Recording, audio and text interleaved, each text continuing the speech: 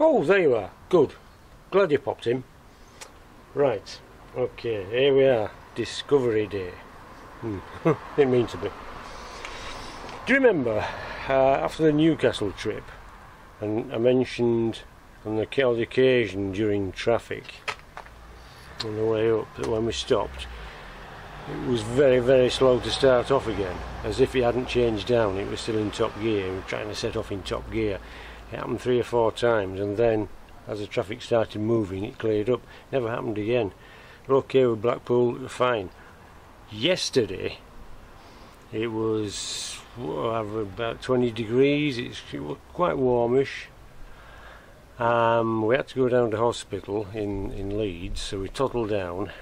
About halfway down it started doing that again, but worse. In fact, on one occasion when I was trying to pull onto a dual carriageway, it left me for dead. That was very disconcerting for the people behind, but eventually picked up and then got to hospital, got it cooled down for a bit, came home, started doing it again about halfway down. So we're warm, it's getting warm. So I tried the old turn it off, turn it back on again ploy. Didn't work. Okay, so turn the aircon off, put the heater on. Within a few moments that started to work. It started to clear up, it started to drive properly again. So whatever it is temperature related. Now I've been scouring the internet with a Brillo pad. No, not really. And a popular consensus of opinion seems to be the fuel temperature sensor. What's the thing about sensors? I've got a dodgy sensor on Kipper, and now blooming Jugs has got one as well. I think they're in cahoots and they're just taking the mick, really. That silly sod with the hat, let's make him do some work. That kind of thing. Okay, see? They're probably secretly communicating at night. Anyway, yeah, so a fuel sensor. On the TD5 and the 10p engine at least, the fuel sensor, fuel temperature sensor is there. Okay, it's in the fuel regulator. The little blue bit, that's the wiring plug, and then the little brass bit is the sensor itself. It screws in. So there is a little tinker. It's a bit of a bugger to get to. If the clip, the electrical connector, you got to press the wire, but the wire's underneath. So, so you've got to have fingers about 2 feet long, or like you do with a dwarf sitting on top of the engine. I think we'll have to look for a dwarf. Yeah, so there it is. If you wanted to know, it's 15p. I'm not so sure, but 10p engines, that's where it is. Right. Apparently, if it's disconnected, the trouble goes away.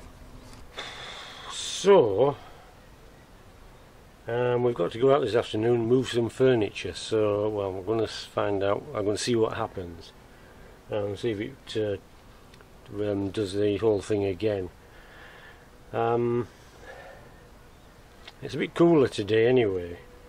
So, anyway, what I've been doing, I've taken the covers off. I've been checking all the usual stuff, the coolant level, boost hoses, all that kind of thing.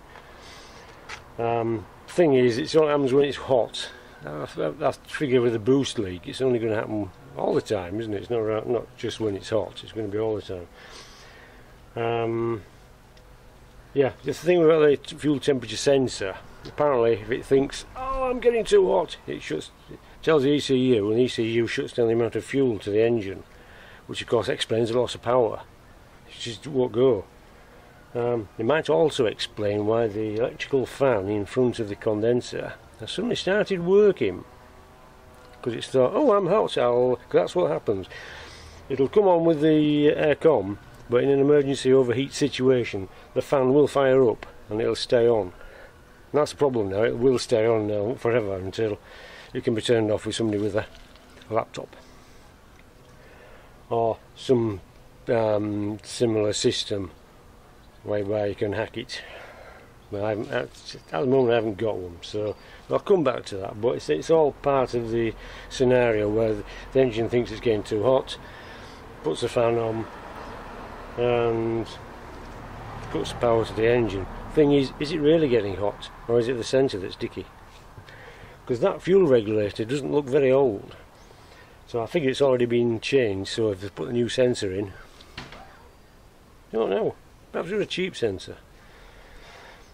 The only thing to do is to, when it actually overheats, or at least seeming like it overheats, because nothing ever shows on the gauge. The gauge is straight across all the time. No gearbox warning lights, nothing. Gearbox is, everything's fine, apart from there's no power. No power, won't go, won't change down. Anyway, so we'll see what happens this afternoon. I'll take you along, and then we'll see what happens. I'll try and replicate the situation. Okay, well, that's where we are at the moment, so that's the problem. It seems to be overheating, but is it? Because the gauge doesn't say so. It doesn't seem to be overheating. You know, you get that hot, very hot smell. Okay, you don't get that. Don't know. Anyway, we'll see you in a bit. So, see you later on this afternoon. Oh, way up, everybody. Right. We're just on the way back. It started to slip, well, it started to lose power. Put the heater on, so it's quite warm in here. Got the window open, obviously. We're back to normal. I was going to stop, try and plug in the fuel temperature sensor, but it's all red hot, so I'm not.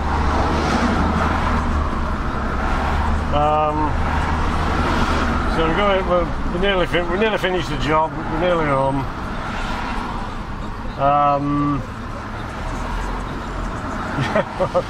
Not a lot I can say really. Hope you can hear me above the noise. Can't shut the window, it's too warm.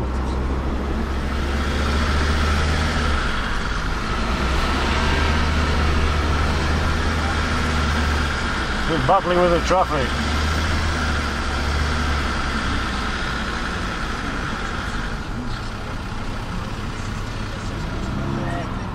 So we'll try it from this roundabout. But it should be okay now. We've got the heating on at 25 and the fan on. It will go higher, but it's warm.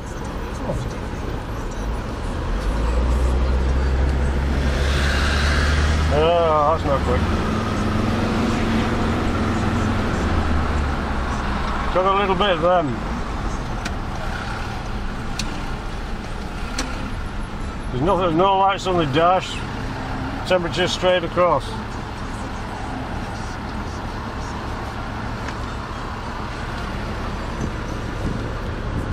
Yeah. Try and get the dash. Yeah, we're off. Right, we're off. This is full power. Okay. So it's doing it now.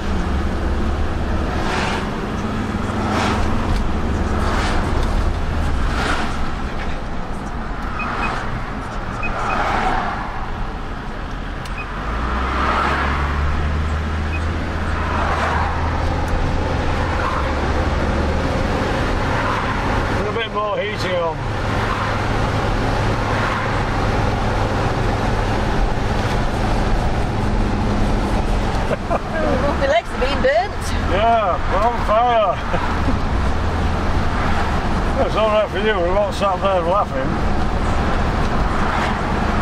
The struggle is real. I think I've borrowed this fella's bike. You pass the bloke right?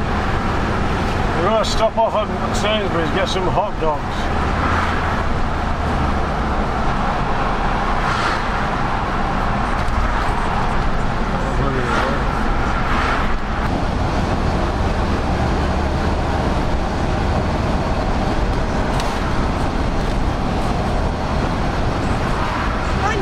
Told you, poor old lad, he's pulling a trailer because he was doing a favour for a friend of ours, so seems as though he's just toddling along on his own.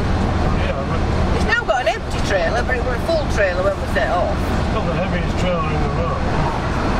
No, but even so, it did have some stuff in it. Any kilo? I don't know.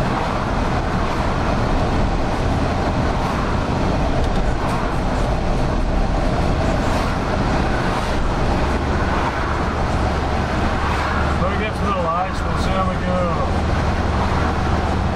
So I'll see you at the lights.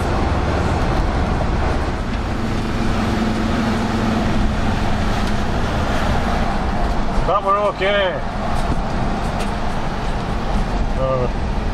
It's not exactly lightning fast anyway.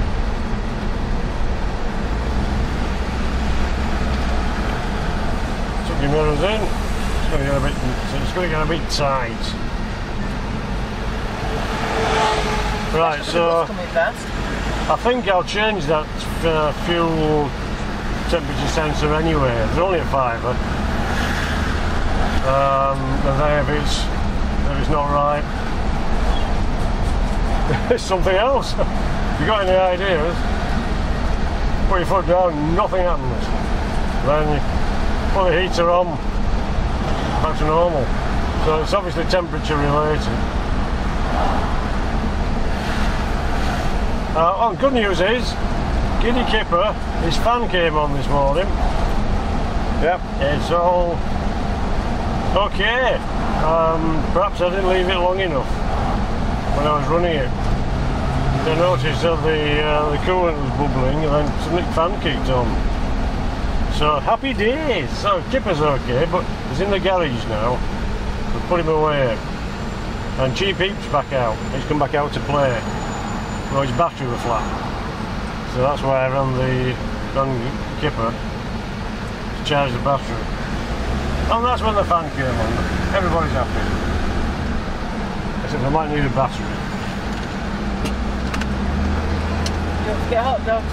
Don't forget go to the hot dogs. Right, anyways, nice to see you again. Take care, don't get lost or squashed. I'll see you in a bit. When I've just knocked this bloke down. Bye for now. Try.